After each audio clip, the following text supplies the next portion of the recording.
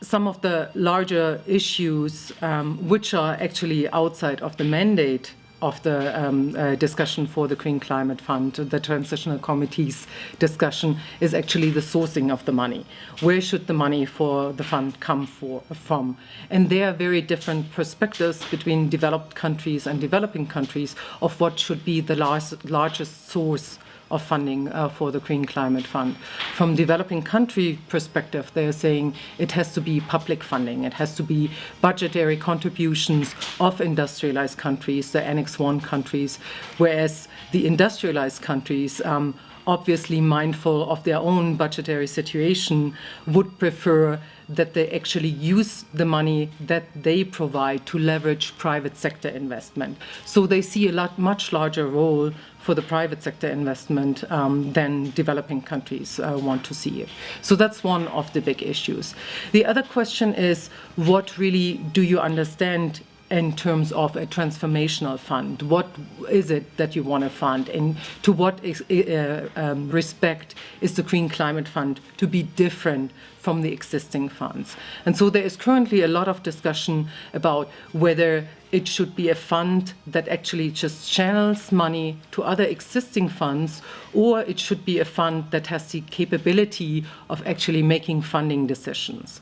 And with that, then also the question of what funding decisions that should be. What should you focus on? Currently, one of the biggest gaps in the global international climate finance architecture is really a structural underfunding of adaptation financing, adaptation measures. So from developing countries' side, there is really a strong push to make sure that the Green Climate Fund is a fund that puts a lot of focus on adaptation funding, makes sure that a balanced allocation, meaning close to 50% or more than 50% of all the financing, will be in form of adaptation, and also that developing countries have better access opportunities than they have with existing funds, namely direct access, meaning they don't have to go through the World Bank or a UNDP or a UNEP, but are actually capable of requesting and receiving funds directly.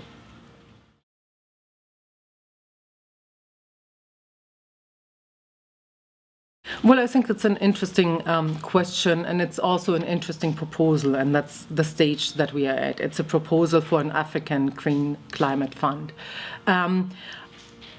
I think there are some good sides to the proposal, but there are also possible negative aspects of it. I think a very valuable part of that proposal is that it focuses funding on the African continent and on the fact that in the existing climate finance architecture, Africa as a continent, as a region, has really been the orphan in comparison to other regions of the world and receiving some of the funding. And that has to do with the fact that most of the funding so far has gone to mitigation and adaptation, which is the primary needs and the primary interest of African countries, has been pretty underfunded.